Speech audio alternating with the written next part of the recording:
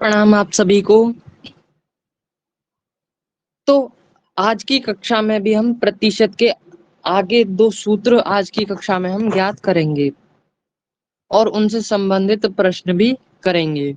लेकिन उससे पहले सर, हम जी जो कल होमवर्क दिए थे ना, उसमें जी सबसे जो 5वां नंबर का था, उसका कैलकुलेशन बहुत ही ज़्यादा था। तो वो उसको कुछ शॉर्टकट होगा तो वो बता दीजिएगा। और एक का शायद उत्तर उसमें था ही नहीं, बहुत सारा करके देखा पर ऑप्शन आ ही नहीं रहा था। तो वो भी बता दीजिएगा, तीसरे नंबर वाला। और पहला जो है वो भी बता दीजिएगा, मतलब कल वाला होमवर्क एक बार बता दीजिए। जी अंत में हम उसे भी करेंगे। मैं आज ठीक होमवर्क है। भी सोच कर आया था कि बहुत गलत किए हैं आप सभी ने प्रश्न, तो करेंगे, हम होमवर्क भी करेंगे। तो आज की कक्षा में हम प्रतिशत से संबंधित दो सूत्र और पढ़ेंगे। लेकिन उससे पहले हम कल की कक्षा का थोड़ा सा रिवीजन करेंगे, क्योंकि कल की कक्षा जो है वो हमारी रिकॉर्ड नहीं हो पाई थी। जी। उसमें केवल ऑडियो ही ऑडियो है, तो उससे पहले हम कल की कक्षा को पढ़ेंगे। तो कल की कक्षा में हमने सबसे पहले सूत्र पढ़े थे कि जब हमें किसी राशि में होने वाली वृद्धि या फिर कमी को प्रतिशत के रूप में ज्ञात करना हो तो हम किस सूत्र की सहायता से उसे ज्ञात करते हैं।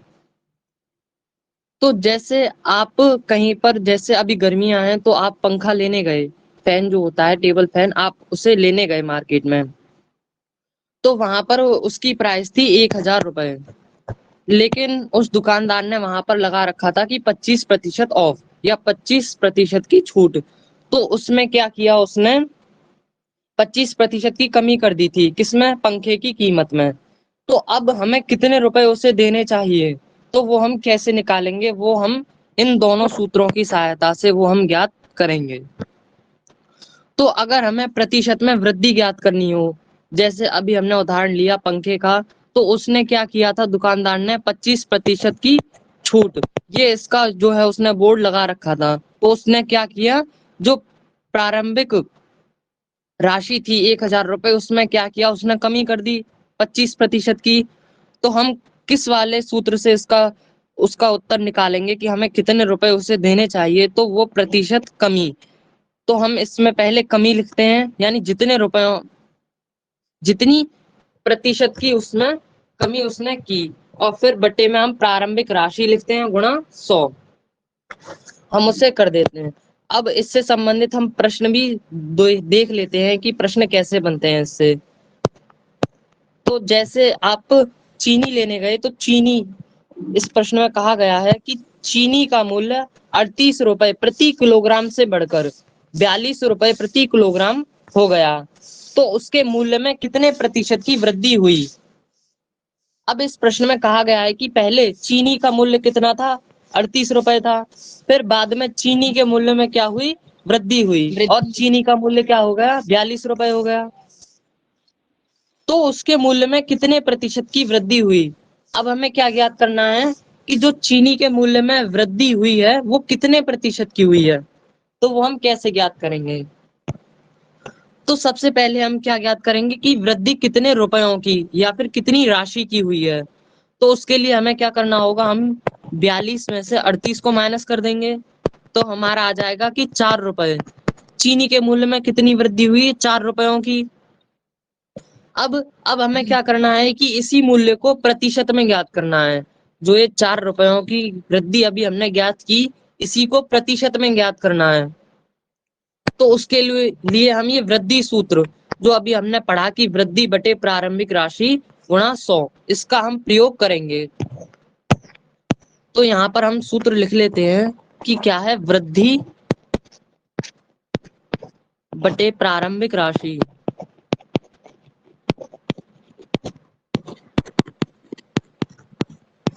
गुणा 100। तो अब वृद्धि वृद्धि यानी जो हमारी वृद्धि हुई है, कितने की हुई है, 4 रुपए की हुई है। तो हम यहाँ पर क्या लिख लेंगे, 4। प्रारंभिक राशि यानी चीनी का मूल्य क्या था, प्रारंभ में चीनी का मूल्य क्या था, 38 रुपए, वृद्धि से पहले। फिर गुणा 100 कर देते हैं। अब हम इसे हल कर लेंगे तो हमारा उत्तर आ जाएगा। तो 4 को हम 2 से काटेंगे 2, 38 को काटेंगे तो 19। अब 2 का 100 से गुणा कर देंगे तो क्या आएगा हमारा 200/19। अब हम 19 से जब 200 को भाग करेंगे तो हमारा जो उत्तर आएगा वो आएगा 10.5%। तो जो हमारा चीनी का मूल्य है उसमें कितने प्रतिशत की वृद्धि हुई है? 10.5% लगभग। इसको हम लगभग बोल सकते हैं क्योंकि ये 0.5 के बाद ये चलता ही जाएगा आगे, क्योंकि जब हम 19 से 200 को विभाजित करेंगे वो रुकेगा नहीं, कहीं उसकी एक फिक्स नंबर नहीं है कि वहां पर वो रुक जाए, तो ये चलता जाएगा। इसीलिए हम लगभग में मान लेंगे कि 10.5% की क्या है, वृद्धि हुई है। जी। तो अब हमने क्या किया, ये प्रश्न हमने हल कर लिया। कैसे किया, मैं दोबारा से रिपीट कर देता हूं इसे। तो इस प्रश्न में हमसे क्या कहा गया था कि चीनी के मूल्य 38 रुपए प्रति किलोग्राम से बढ़कर 42 रुपए प्रति किलोग्राम हो गया, तो उसके मूल्य में कितने प्रतिशत की वृद्धि हुई। हमें वृद्धि प्रतिशत में ज्ञात करनी थी, तो इसके लिए हमने क्या किया, सबसे पहले वृद्धि जो हुई उसको हमने रुपयों में ज्ञात किया। तो रुपयों में हमें 4 रुपए की जो है वो वृद्धि हुई थी। फिर हमने वो सूत्र, वृद्धि सूत्र लगाया प्रतिशत वृद्धि ज्ञात करने के लिए कि वृद्धि बटे प्रारंभिक राशि गुणा 100। तो वृद्धि हमारी 4 रुपयों की हुई थी, इसीलिए हमने यहाँ पर क्या किया, 4, वृद्धि की जगह हमने 4 लिख दिया। प्रारंभिक राशि यानी पहले जो चीनी का रेट था वो क्या था, तो 38 रुपए था, वो लिख दिया गुणा 100। फिर हमने इसको सॉल्व किया तो हमारा क्या उत्तर आया, 10.5% की चीनी के मूल्य में वृद्धि हुई है। तो हमने ये दोनों सूत्र हमें समझ में आ गए। अगर इसी प्रकार कमी दी हुई होती तो हम कमी भी प्रतिशत में ज्ञात कर सकते थे। जी। तो ये दोनों सूत्र हमने पढ़ लिए।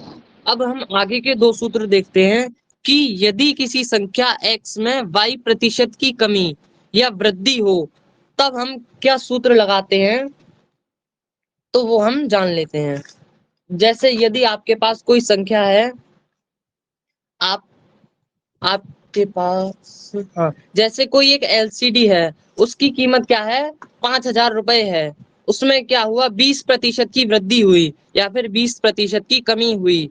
तो कमी या फिर वृद्धि होने के बाद जो नई संख्या आएगी, जो नया मूल्य होगा उसका बिक्री मूल्य, उसे हम कैसे ज्ञात करेंगे, तो वो हम इन दोनों सूत्रों की सहायता से ज्ञात कर लेंगे। तो जब कमी हो तो उसके लिए सूत्र है 100 माइनस वाई। वाई क्या है, यहाँ पर जितने प्रतिशत की कमी हुई है वो हम वाई लिखते हैं बटे में 100 गुणा एक्स। एक्स क्या है, जो उसकी प्रारंभिक वैल्यू थी, यानी जितने रुपयों पर वो पहले बिक रही थी। जैसे LCD 5,000 रुपए उसका मूल्य था, तो यहाँ पर हम एक्स की जगह क्या लिखेंगे, 5,000 रुपए। वाई की जगह क्या लिखेंगे, अगर 25% की कमी हुई है तो 100 में से हम 25% को माइनस कर देते, यहाँ पर 75 रह जाता। इसी प्रकार अगर LCD की कीमत में वृद्धि हुई होती तो हम यहाँ पर वृद्धि सूत्र लगाते। इन दोनों में अंतर ये है कि जब कमी हो तब हम क्या कर देते हैं, अंश वाले 100 में से हम y को माइनस कर देते हैं, लेकिन जब जी। वृद्धि होती है तो हम अंश वाले 100 में y को जोड़ देते हैं। तो अब इससे संबंधित एक प्रश्न कर लेते हैं हम। ये हमें कमी वाला जो प्रश्न है, पहले इसे देख लेते हैं कि प्रतिशत में अगर कमी ज्ञात करनी हो तो वो कैसे ज्ञात करते हैं। तो इस प्रश्न में कहा गया है कि एक व्यक्ति का वेतन 8100 से घटकर 7,200 रुपए हो गया, उसके वेतन में कितने प्रतिशत की कमी हुई। तो अब ये क्या है, कमी हुई है इसके वेतन में, तो हम क्या करेंगे, अब इस वेतन को प्रतिशत में ज्ञात करेंगे। जैसे अभी हमने ये चीनी वाला जो प्रश्न था ये हल किया था, इसी प्रकार ये प्रश्न होगा, लेकिन इसमें जो सूत्र है वो दूसरा लगेगा, क्योंकि इसमें कमी हुई है इसीलिए इसमें कमी वाला सूत्र लगेगा। तो सबसे पहले हम इसमें क्या निकालेंगे कि कितने रुपयों की कमी हुई है, तो 8100, 8,100 में से हम माइनस कर देंगे 7,200, तो हमारे पास क्या आएगा, 900 रुपए। तो अब हमने ये क्या ज्ञात कर लिया, रुपयों में हमने कमी ज्ञात कर ली कि 900 रुपए की क्या है, उससे कमी हुई है, लेकिन कितने प्रतिशत की हुई है, तो हम प्रतिशत में भी इसे ज्ञात कर लेते हैं।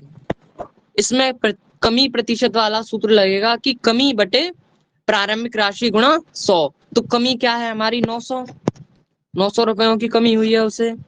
प्रारंभिक राशि यानी पहले जो उसका वेतन था वो क्या था, 8,100 रुपए ही तो था। तो हम यहाँ पर लिख देंगे 8100 गुणा 100। अब हम 900 के ये 2 जीरो से इसके 81, 100 के 2 जीरो हम काट देंगे। 9 से हम 81 को अगर हम भाग करेंगे तो ये 9 बार कटेगा। तो यहाँ पर क्या आ जाता है हमारा 100/9। अब जब हम 9 से 100 को भाग करेंगे तो जो हमारा प्रतिशत आएगा, जो उत्तर आएगा, वही क्या होगा, उसकी प्रतिशत, उसके वेतन में प्रतिशत की कमी होगी। तो जब हम 100 को 9 से विभाजित करेंगे तो वो उत्तर आएगा 11.1%। जी, तो ये क्या है, उस जो व्यक्ति है उसके वेतन में कितने प्रतिशत की कमी हुई है, 11.1, 11 दशमलव भी कह सकते हैं हम इसे, 11.1% की वृद्धि, कमी हुई है। तो ये दोनों प्रश्न आपको समझ में आए, पहला और दूसरा।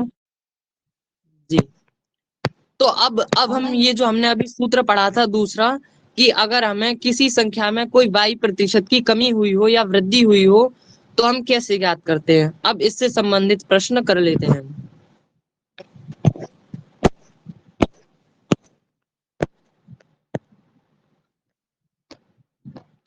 तो इस प्रश्न में कहा गया है कि एक एलसीडी की कीमत 28,000 है।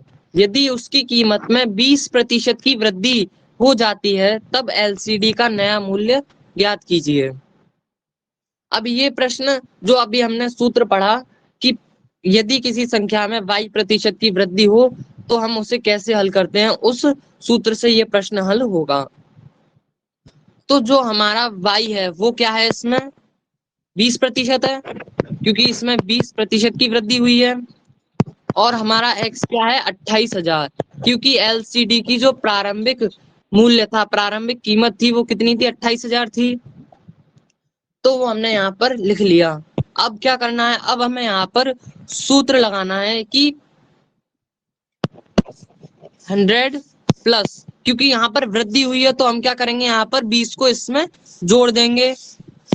तो यहाँ पर क्या आ जाएगा, 20/100 गुणा में हम लिख लेते हैं 28,000। अब हम इसे हल कर लेंगे तो हमारा उत्तर आ जाएगा। अब ये जो 100 है इसके हम, ये जो 2 जीरो है इससे हम 28,000 के 2 जीरो को काट देंगे।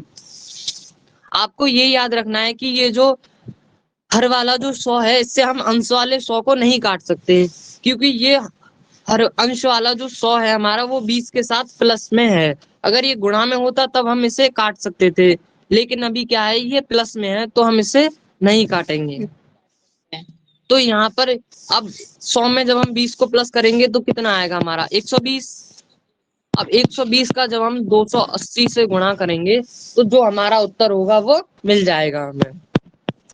तो इसका हल क्या आएगा, 33,600। तो ये क्या है, हमारी एलसीडी की नई कीमत है। क्या है, वृद्धि होने के बाद, उसके मूल्य में 20% की वृद्धि हो जाने के बाद जो एलसीडी की नई कीमत होगी वो क्या होगी, 33,600। प्रारंभिक पहले क्या थी, जब 20% की वृद्धि नहीं हुई थी तब एलसीडी की कीमत क्या थी, 28,000। लेकिन 20% की वृद्धि होने के बाद क्या हो गई, 33,600।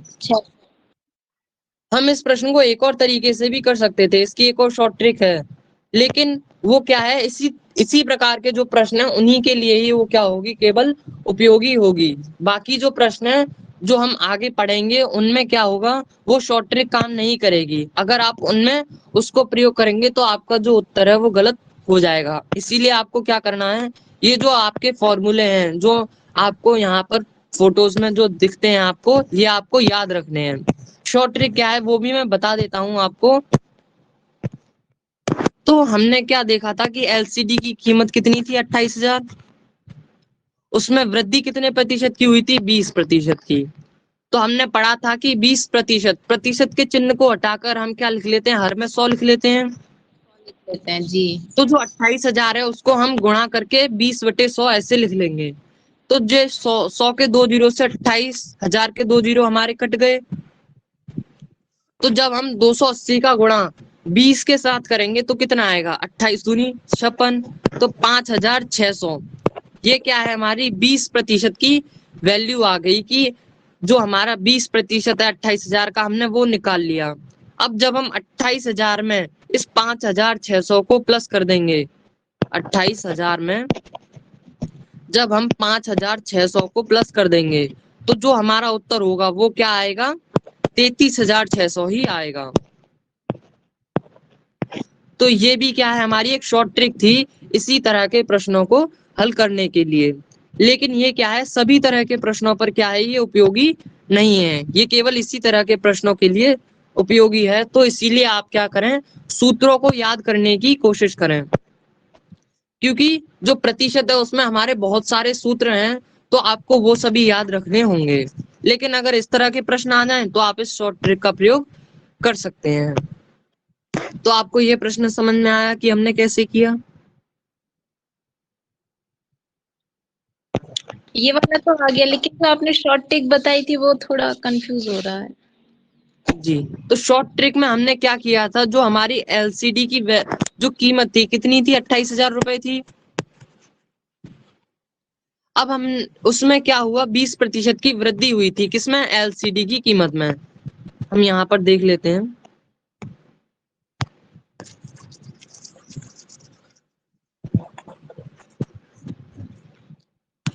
तो जो हमारी एलसीडी की कीमत है वो कितनी है, 28,000 रुपए, तो वो हमने यहाँ पर लिख ली। फिर उसमें वृद्धि, उसकी कीमत में यानी एलसीडी की कीमत में कितने प्रतिशत की वृद्धि हुई है, 20% की।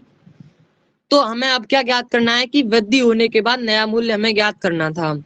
तो हम क्या करेंगे, सीधे से तरीके से जो हमने अभी पहली कक्षा में ही पढ़ा था कि 28,000 का 20% हम क्या करेंगे, ज्ञात कर लेंगे। तो 20% था, प्रतिशत के चिन्ह को हटाकर हमने हर में 100 लिख लिया। तो जब हम जी 100 से अगर इसके 2 जीरो हम काट सकते हैं तो यहाँ पर कितना बचा, 280। तो हम क्या करेंगे, 280 का गुणा जब हम 20 के साथ कर देंगे तो कितना आएगा, 5,600, 28 दूनी 56। तो 5,600 क्या है हमारा, ये 20% की वैल्यू आ गई, 20% कीमत आ गई किसकी, एलसीडी की। अब जो उसकी पुरानी कीमत थी कितनी थी, 28,000। जब हम 28,000 में 20% की वैल्यू को जब हम जोड़ देंगे, 20% कीमत को जब हम जोड़ देंगे तो हमारा जो नया मूल्य है वो हमें ज्ञात हो जाएगा। तो जब हम 28,000 में 5,600 को प्लस कर देंगे तो हमें क्या मिलेगा, 33,600 ही मिलेगा, जो हमने सूत्र से निकाला था पहले। लेकिन ये हमने शॉर्ट ट्रिक से निकाल लिया तो ये जल्दी हो गया। लेकिन ये जो शॉर्ट ट्रिक है वो बड़े बड़े प्रश्नों में जो है काम नहीं आएगी, इसीलिए आपको सूत्र याद रखना है। तो ये समझ में आ गई आपको? जी तो हम आज की कक्षा अब आरंभ करते हैं। तो ये हमने क्या पढ़ा था, ये हमने कल की कक्षा का पढ़ा था। जो हमने कल की कक्षा ली थी उसमें हमने यही 4 सूत्र पढ़े थे कि हम जब प्रतिशत में वृद्धि या फिर कमी निकालनी हो तो वो हम कैसे ज्ञात करते हैं, या फिर किसी संख्या का y% में कमी या वृद्धि हो तब हम कैसे ज्ञात करते हैं। तो आज की कक्षा हम आरंभ करते हैं। आज की कक्षा में हम 2 नए सूत्र पढ़ेंगे। तो इसमें पहला क्या है कि यदि किसी संख्या या फिर राशि, तो संख्या और राशि दोनों ही, राशि यानी रुपयों से संबंधित या फिर संख्या तो गणित वाली संख्याएं होती हैं। तो यदि कोई संख्या है या फिर राशि का मान r% बढ़ा दिया जाए और बाद में r% क्या है, घटा दिया जाए या फिर या कम कर दिया जाए, तो प्राप्त संख्या में सदैव क्या होता है, कमी होती है। तो अब ये जो सूत्र है वो क्या कह रहा है, हम इसको उदाहरण से समझने का प्रयास करते हैं। कि इस प्रश्न में कहा गया है कि राज का वेतन कितना है, 10,000 रुपए है। फिर उसके वेतन में क्या हुआ, पहले 5% की वृद्धि कर दी गई। तो राज का जो वेतन था उसमें क्या हुआ, 5% की वृद्धि कर दी गई। फिर बाद में क्या हुआ कि राज का जो वेतन था उसमें 5% की ही कमी कर दी गई। मतलब जितने प्रतिशत की हमने वृद्धि की उतने ही प्रतिशत की हमने कमी कर दी, तो उसके वेतन में क्या परिवर्तन होगा। तो जो राज है उसके वेतन में क्या परिवर्तन होगा। तो इस तरह के प्रश्नों के लिए हमें एक सूत्र याद रखना है कि जो है वो आर स्क्वायर यानी जितने प्रतिशत की वृद्धि हुई या फिर जितने प्रतिशत की कमी हुई। इस प्रश्न में दोनों ही वृद्धि भी समान ही रहेगी और जितना कम किया जाएगा वो भी समान ही रहेगा। तो हम क्या करते हैं, जितनी कमी या फिर वृद्धि हुई उसका वर्ग कर देते हैं बटे 100, तो हमारा उत्तर हमें मिल जाता है। इस तरह के प्रश्नों में हमें एक और चीज याद रखनी है कि इस तरह के प्रश्नों में सदैव कमी होती है। आपको जब आप परीक्षा देने जाएंगे तो आपसे ऐसा ही प्रश्न पूछेगा, लेकिन उसके ऑप्शंस जो उसके उत्तर होंगे उसमें आपको दिया होगा कि उसके वेतन में वृद्धि होगी या फिर उसके वेतन में कमी होगी या उसका वेतन अपरिवर्तित रहेगा या फिर इनमें से कोई नहीं। तो आपको उन चारों ऑप्शन में से आपको सही वाला टिक करना होगा। तो ज्यादातर जो विद्यार्थी हैं वो क्या करते हैं कि इसमें वो सोचते हैं कि राज का वेतन कितना था, 10,000 रुपए था, तो उसका क्या हुआ, वेतन में पहले 5% की वृद्धि हो गई, फिर बाद में 5% की कमी हो गई। तो 5 से 5% है, 5% क्या करते हैं वो काट देते हैं और उसका वेतन क्या है 10,000 ही रह जाता है। तो वो क्या करते हैं, वेतन अपरिवर्तित रहेगा पर टिक लगाकर आ जाते हैं, लेकिन वो क्या हो जाता है गलत, क्योंकि इस तरह के प्रश्नों में हमेशा क्या होता है, कमी ही रहती है, मतलब वृद्धि नहीं होती, उसमें कमी ही रहती है या फिर वेतन अपरिवर्तित नहीं रहता। आपको ये जो लाइन है वो याद रखनी है। तो इस तरह की जो हमें प्राप्त संख्या होगी या फिर राशि होगी इस तरह के प्रश्नों में, उनमें क्या होगा, सदैव कमी होगी। कैसे होगी, वो जब हम इस उदाहरण को हल करेंगे तब हम समझेंगे कि कैसे होगी। तो यहाँ तक सभी को समझ में आया कि मैंने क्या कहा? जी। तो अब हम इस प्रश्न को हल करते हैं। तो इस प्रश्न में क्या कहा गया है कि राज का वेतन 10,000 रुपए है, उसके वेतन में 5% की वृद्धि होती है और फिर 5% की कमी। तो हम इसे हल करते हैं।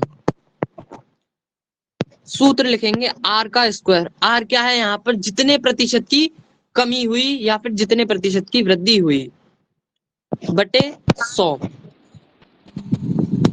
तो यानी 5 का वर्ग बटे 100। तो 5 का वर्ग होता है हमारा 25 बटे 100। 100 से जब हम 25 को विभाजित करेंगे तो हमें क्या मिलेगा, 0.5 या 0.25%। तो जो राज का वेतन है उसमें हमें 0.25 क्या है, उसको हानि हुई है या फिर उसके वेतन में कमी हुई है। अब कैसे हुई है वो भी हम ज्ञात कर लेते हैं। तो पहले राज का वेतन कितना था, 10,000 रुपए था, उसके वेतन में 5% की वृद्धि हुई, तो 5% हम निकाल सकते हैं 5 बटे 100। 100 के 2 जीरो से हमने इसके 2 जीरो को काट दिया। तो अब जब हम 5 का 100 से गुणा करेंगे तो कितना आएगा, 500। तो ये किसका मान आ गया, हमारा ये आ गया 5% का मान, कि 5% कितना होगा। अब जब हम 10,000 में 500 को जब हम प्लस करेंगे तो कितना आएगा, 10,500। तो जब 5% की वृद्धि के बाद राज का वेतन कितना हो जाएगा, 10,500 रुपए हो जाएगा। अब क्या होगा, उसके वेतन में 5% की कमी। अब उसका वेतन कितना है, 10,500 है, 10,000 नहीं है, क्योंकि उसमें वृद्धि हो गई, तो उसका वेतन कितना हुआ, 10,500। अब उसके वेतन में 5% की कमी हो गई, तो हम किसके अनुसार निकालेंगे, अब उसका वेतन क्या है, 10,500। तो हम इसके अनुसार क्या करेंगे, उसके वेतन का 5% निकालेंगे, तो 5 बटे 100। 100 के 2 जीरो से इसके 2 जीरो कट गए। अब 105 का जब हम 5 से गुणा करेंगे तो कितना आएगा, 525। तो अब 5% की कमी होने के बाद उसका वेतन 5% जब कमी हुई तो क्या वेतन आया उसका 525। अब 525 को जब हम 10,500 में से घटाएंगे तो क्या मिलेगा हमें?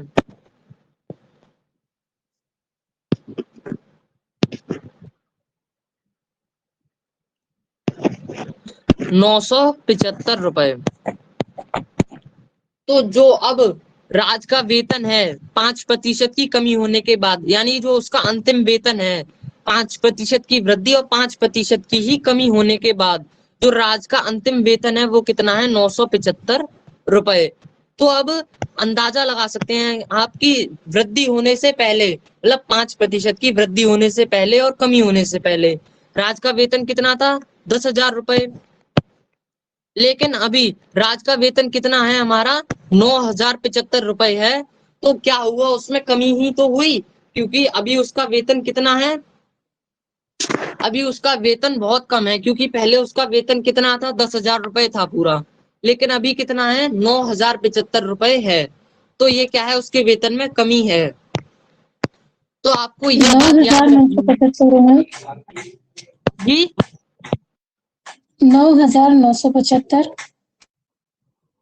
9,075 है जी। ये 10,000 में से जब हम 525 को घटाएंगे तो 9,075 बचेगा। वो 975 गलत लिख गया था, ये 9,075 अच्छा, ठीक बचेगा उसका वेतन। जी।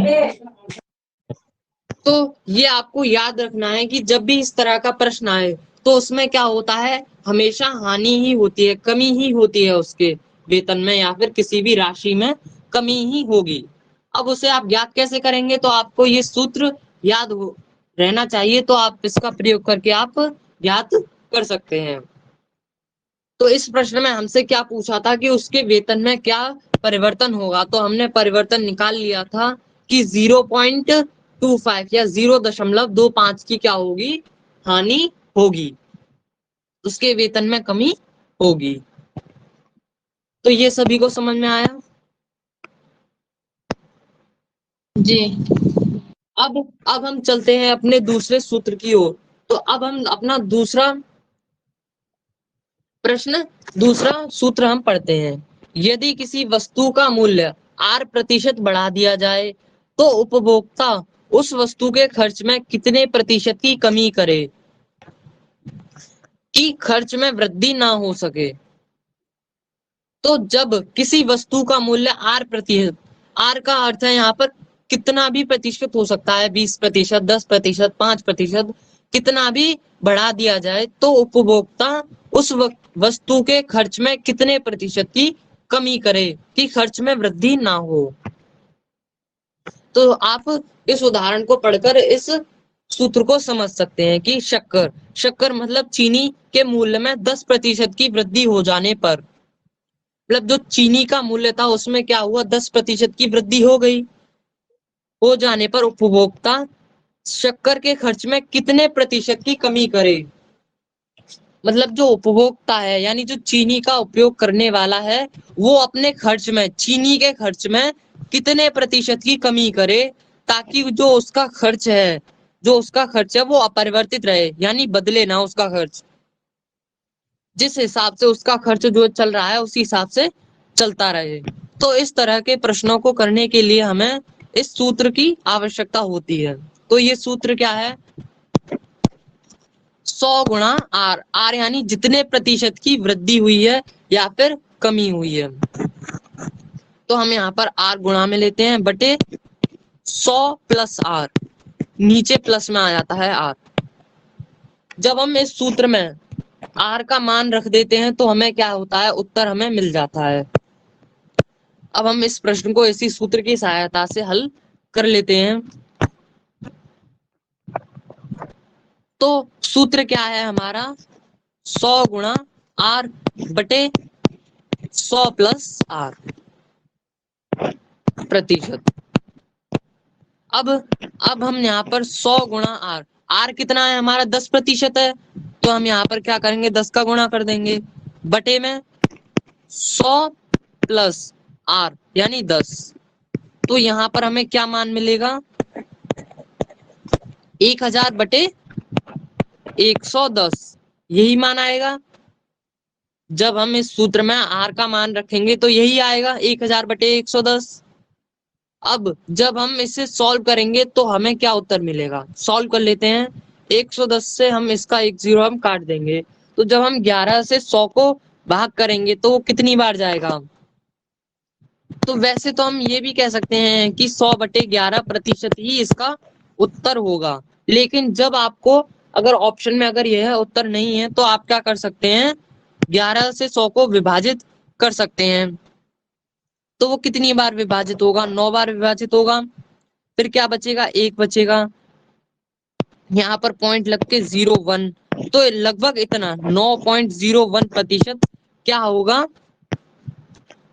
उसे अपने खर्च में इतने प्रतिशत यानी 9.01%, या फिर आप कह सकते हैं कि 100/11% की कमी करनी होगी ताकि जो है उसका खर्च अपरिवर्तित रहे।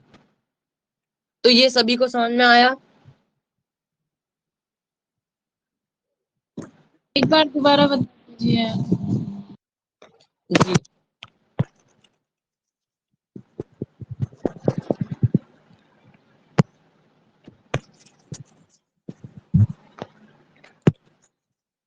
तो ये जो सूत्र है हमारा, इस सूत्र में क्या कहा गया है कि यदि किसी वस्तु का मूल्य जो है वो R% बढ़ा दिया जाता है, तो जो उपभोक्ता है, जो मतलब उसका उपयोग करने वाला है उस वस्तु को, तो उसको अपने खर्च में कितने प्रतिशत की कमी करनी चाहिए। क्योंकि जब किसी वस्तु के मूल्य में वृद्धि होती है, यानी जब कोई चीज महंगी हो जाती है, तो हम अपने उपयोग में मतलब हम जो वस्तु उपयोग कर रहे हैं उसमें कितने प्रतिशत की कमी करें, उस वस्तु के उपयोग में कितने प्रतिशत की कमी करें कि जो हमारा खर्च है वो बराबर रहे, ना खर्च में हमारे में वृद्धि हो ना ही हमें हानि हो, खर्च में कमी हो।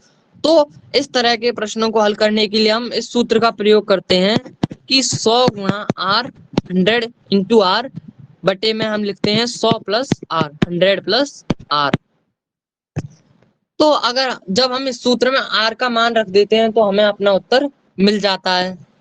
अब इस प्रश्न को पढ़ते हैं हम।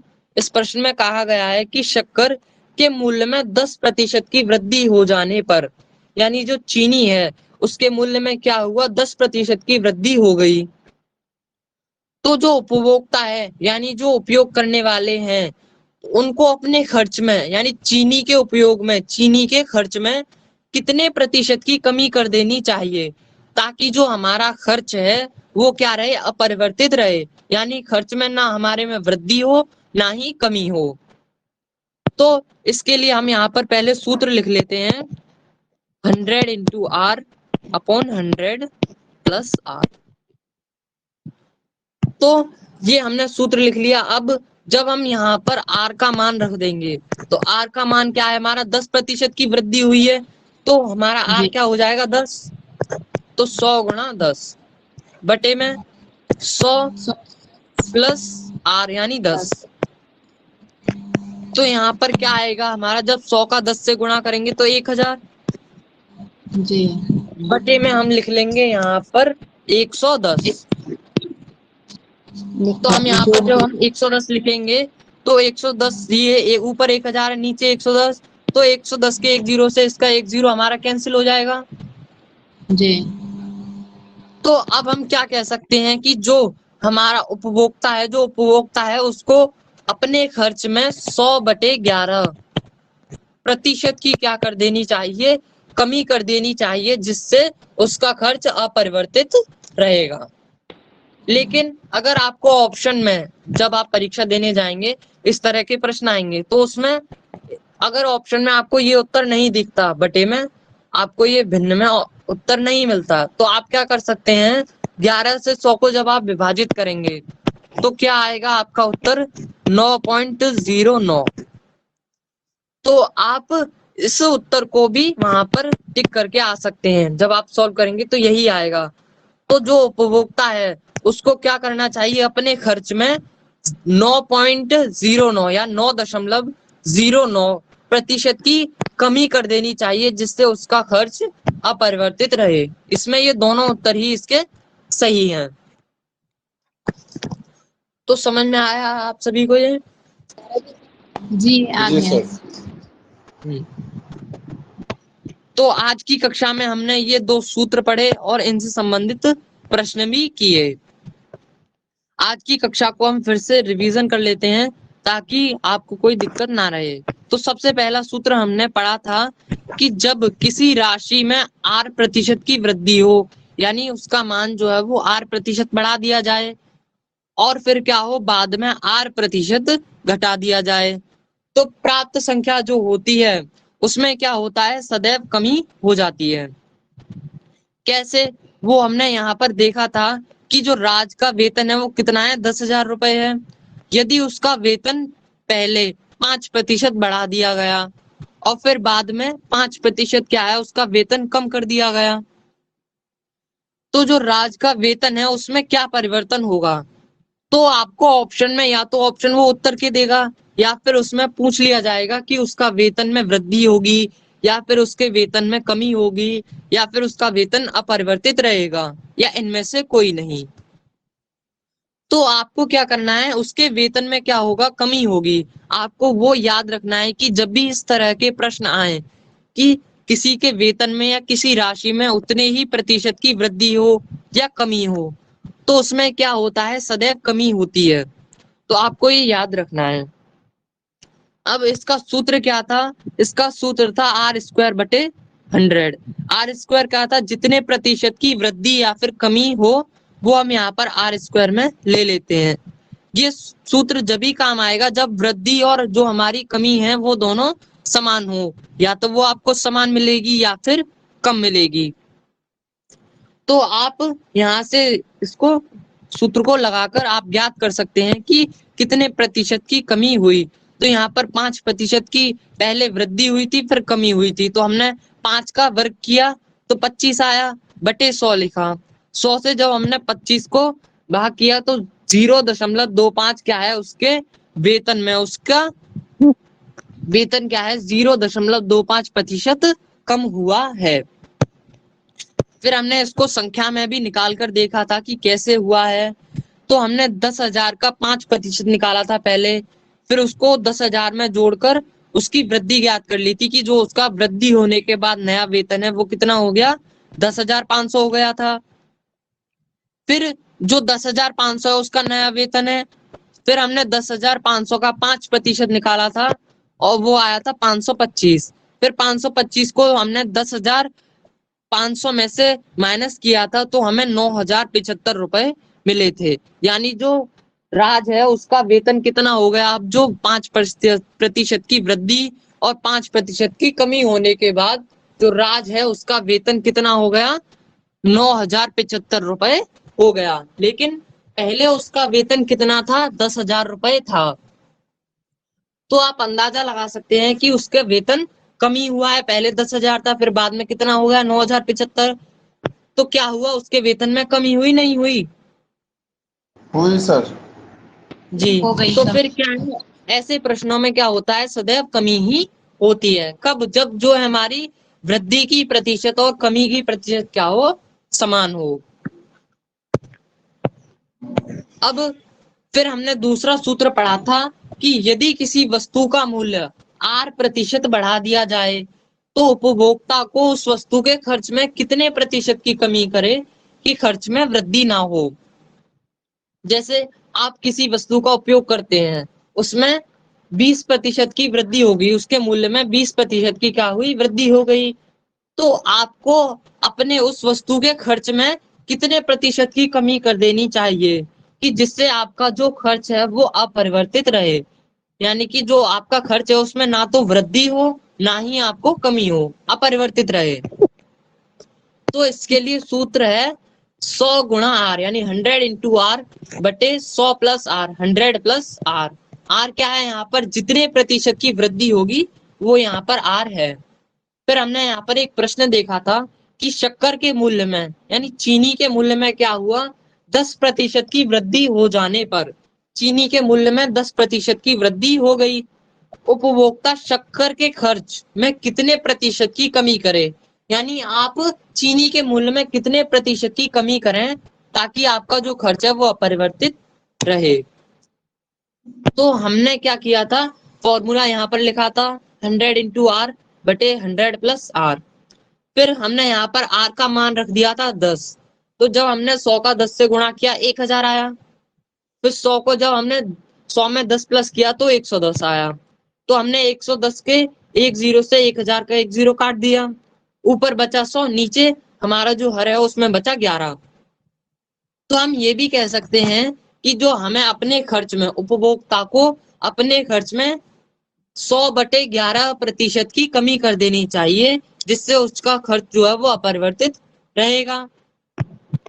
लेकिन अगर आपको ऑप्शन में ये 100/11 यानी भिन्न में आपको उत्तर ना दिया हो, तब आप क्या करेंगे, 11 से 100 को आप भाग कर देंगे, तो आपका उत्तर क्या आएगा, 9.09 या 9.09% आपका जो उत्तर है वो आ जाएगा। वैसे तो ये दोनों उत्तर ही सही हैं, लेकिन जब आपको ऑप्शन में कोई मतलब ये वाला उत्तर ना दिया हो तो आप इस वाले उत्तर को भी टिक कर आ सकते हैं। बस आपकी कैलकुलेशन सही होनी चाहिए। तो आपको समझ में आया ये सब? जी। तो बस आज की कक्षा में इतना ही था। अब हम होमवर्क की बात कर लेते हैं। तो होमवर्क अभी हम करेंगे, 5 मिनट का हम ब्रेक